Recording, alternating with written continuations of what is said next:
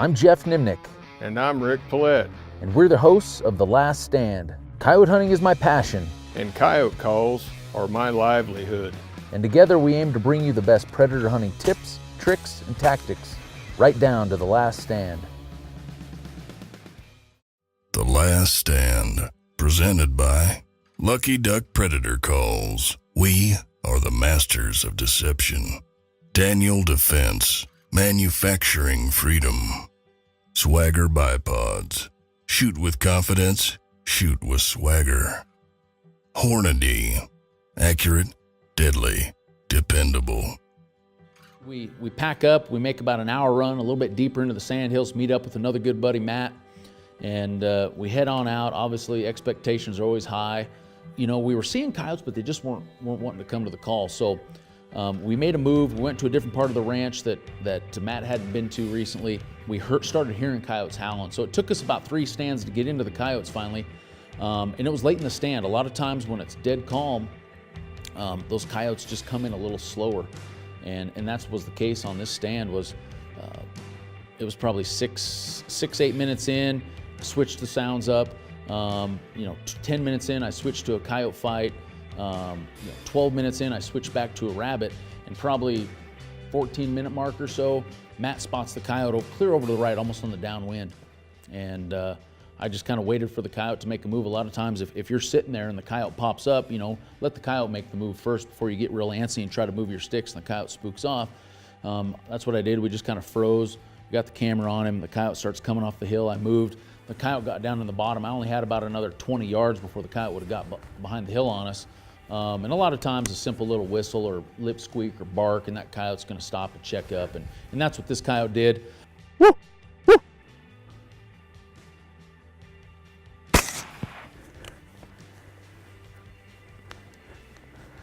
Well, we had to work for that coyote. We did get in here where the coyotes were. They were actually further west than what we thought. I'm pretty sure this was one of the coyotes, but Matt made a great spot. We were 15 minutes into the stand. A lot of times when it's dead calm like that, you just got to sit a little longer. The coyotes just usually don't come barreling in. They take their time, just like this one did.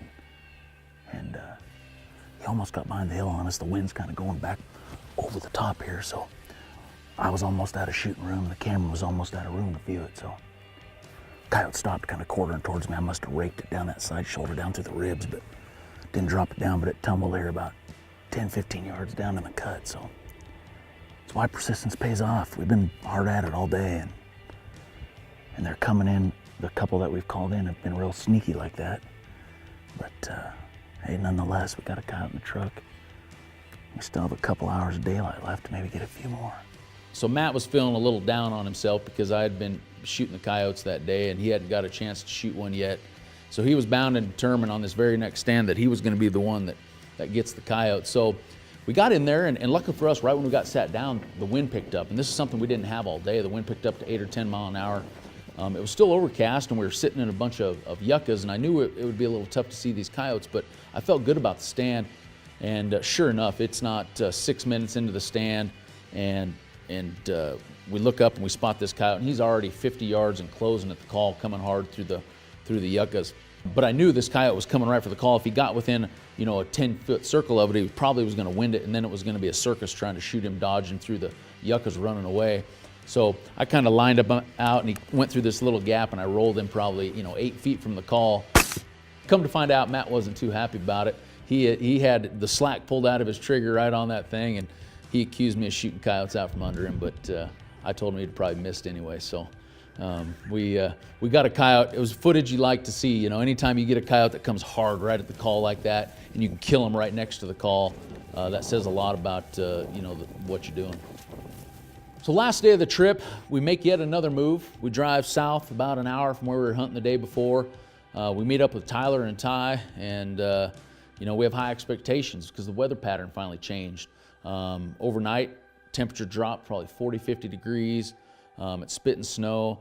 The way the ranch laid out, we had a northeast wind that day. So it's very important early on in the day, if you're planning on making a run through a particular area, get the wind right off the bat. So we made a big run, and we actually came in, so we got clear down on the south end of the property we're gonna hunt. And that way everything, as you're making stands throughout the day, everything kind of lines up. So you can call this area, You essentially drive through the area you just got done calling, and you start looking for a new place to set up. Everything behind you doesn't matter anymore because you just called it. But nonetheless, we struggled a little bit in the morning.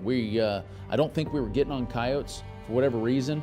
And it wasn't until about lunchtime that we were just trying to find a pattern, trying to find where these coyotes, were they up in the hills, were they down in the rush beds?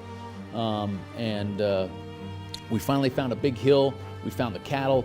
We got up in the hill, and it's not 3-4 minutes into the stand, and I catch a glimpse of the coyote coming over the hill. He disappears down into the drop. Ready? And I was able to alert Ty and Tyler, and I kind of both saw them swing their guns right there in front of the call, and I figured it was going to be who was the quickest on the trigger on this one.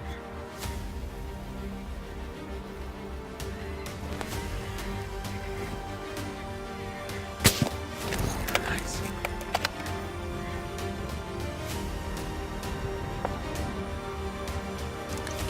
So our setup worked out perfect how we wanted it. We finally got up in the hills. I think that's where these coyotes are. Wind's blowing from right to left. That coyote actually came from the downwind side, but he made a beeline right for the call. We lost visibility of him down in this low spot, but that was okay. I knew he'd be looking at the call this way while we're up on the hill. Sure enough, he came right up here and he checked up a little bit because he saw us, but we were right on him, ready to go. I think Tyler and Ty double tapped him at the same time, about 60 yards down in front of us. Sure enough, the coyote came right up, and I purposely had put the call off to the side like that, kind of upwind and off to the side, really to hopefully keep the coyote's focus off to the left instead up where we were. And it actually did work on this one. The coyote kind of come up. He looked up at us a little bit, but he was still kind of looking over the call. And Tyler and Ty, shot simultaneously, both whacked this coyote, 50, 60 yards, and we were on the board. Woohoo! Nice. Dude, it's all furred up. Yes. So we just got done killing a coyote on the way to that stand. We spotted a coyote down here eating the cake. They had just come along here earlier this morning, so the cows were all strung out in a line. And a lot of times those coyotes will come down there and eat that cake that they feed the cows. So we spotted him, so he's probably right down here. The wind's good. We're gonna slip in kind of right over this knob right here. Call, he should only be 500-600 yards below us. If it works out, if he's not full of cake, we should get him.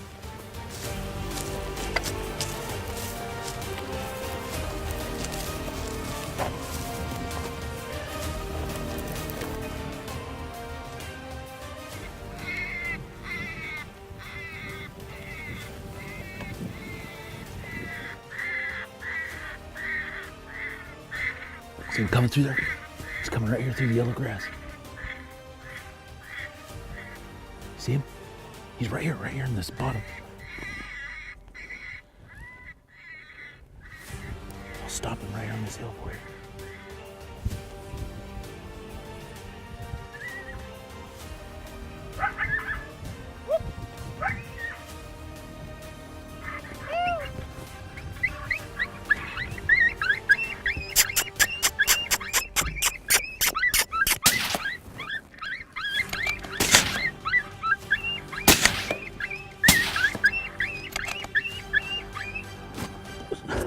Blew his heart out.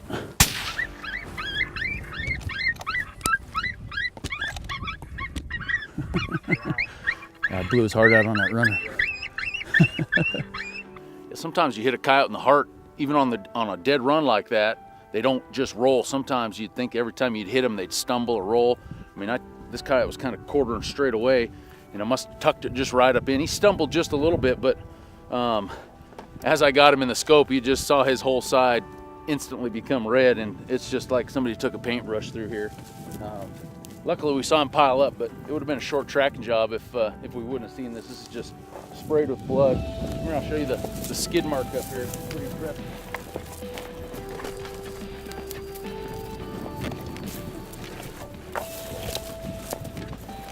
He had some momentum going down the hill.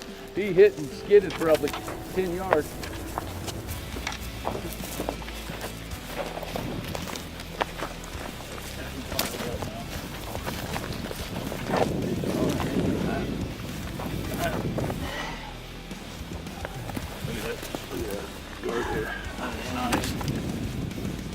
Good hackles on him, an older coyote.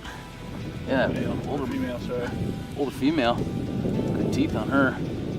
It's got her in the lungs a little bit too, bleeding out of the mouth, but nonetheless, we're on them, man. I bet you, buddy. 2 stands in a row. We finally figured out a pattern. So now we've killed coyotes in back-to-back stands. You know, we've starting to develop a little bit of a pattern where we think the coyotes now are up in the hills. So that's kind of what we're keying on. That's what we're looking for. We made a couple blank stands, but we still thought the coyotes were going to be up in the hills. And the challenge to hunting these hills is it's real steep terrain on the side hills. You know, we were anticipating that the coyotes were going to be on the south-facing slopes of the hill because it was a north wind. Just like any kind of animal, they're going to bed up out of the wind. And when we set up on this stand, you would have thought you could have seen coyotes coming forever. But once again, like happened many times on this trip, it's just a matter of, oh, coyotes right there, you know, 75 yards on a dead run coming up underneath. And at that moment, you know, we barely have time to get the camera on. It's time to go. I kind of wheeled down and used my red dot. Caught him a little far back on the first shot. The coyote spun a little bit. Shot him again to finish him off. But it's just amazing, you know. You sit there, you think you're going to see everything, and before you know it, you know, in a matter of 3 seconds, you have a coyote. You know, from the time you spotted the coyote to the time you shoot it, it's really all the time there was to do that. But nonetheless, we're kind of pumped back up. You know, now we have 3 coyotes for the day. We're feeling good. We think we have a pattern figured out. You know, we load up and we head to the next one.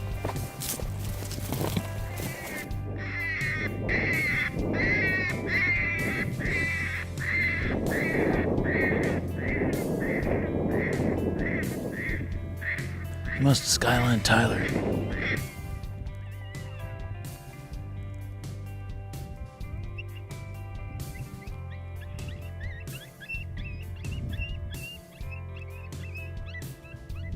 Coming?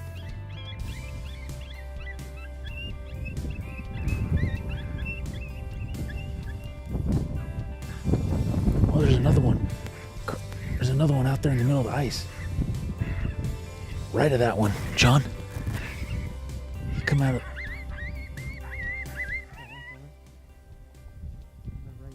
Oh, he's sitting there.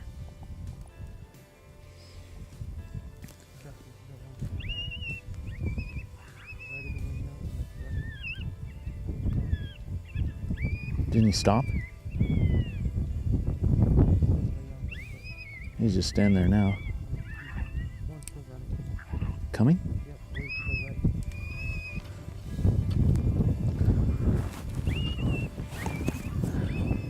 This guy's coming hard at the second. This back one. Probably pair up and come right. Oh, look at him coming. Here he go. You got him?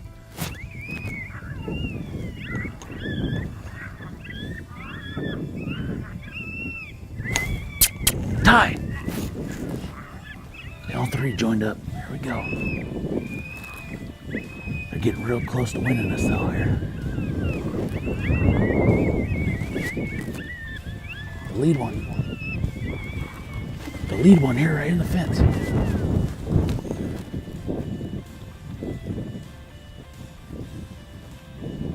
I'm gonna red dot him right here.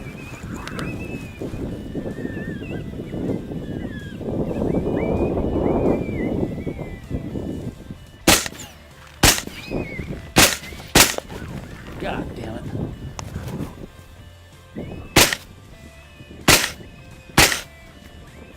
Got him.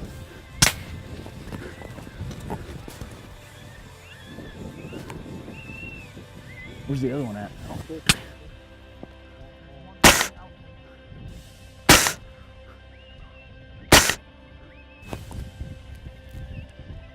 This one's still going down. Got it good.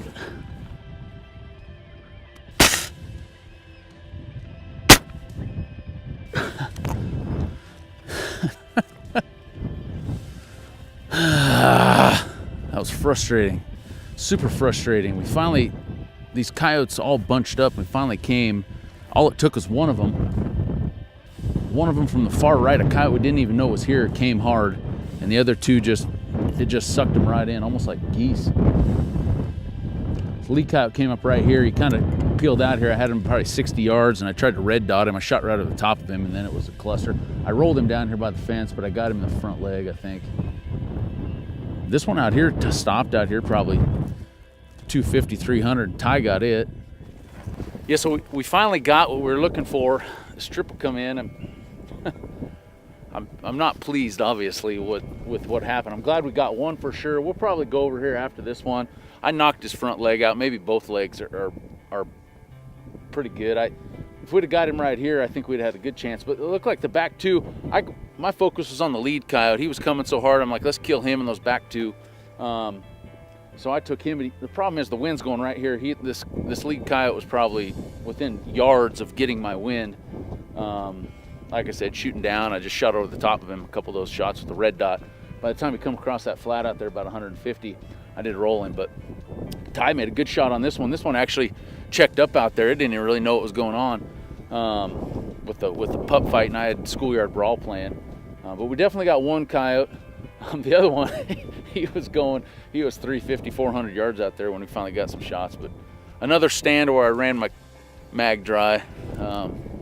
So that's kind of a common thing with me, I guess. But we'll go get these coyotes. We're going to drive down and get them on the meadow here. We'll get that one. We'll go over there. We might find this coyote. He might be laid up, bleeding out by now. We'll go see, but definitely one, maybe two.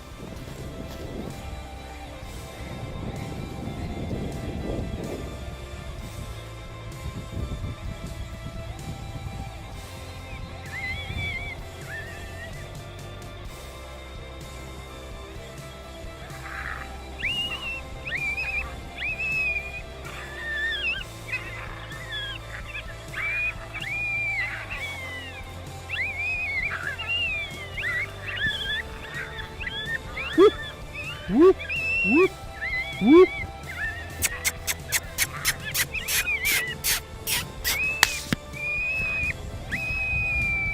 You know, all in all, we had an awesome week. We had an awesome day of hunting. You know, like I said before, it really comes down to having fun out here, the camaraderie with the guys, you know, cracking jokes and telling stories all day long, riding from stand to stand. You know, we worked today. We froze. It was cold. It was below zero, probably wind chills most of the day. We walked a lot. We probably made 15 or 16 stands. We put in the effort, you know, and we were rewarded with 5 coyotes. And 5 coyotes is an awesome day no matter where you go, no matter what time of year. Just nothing I'd rather be doing than killing coyotes in February, I can tell you that.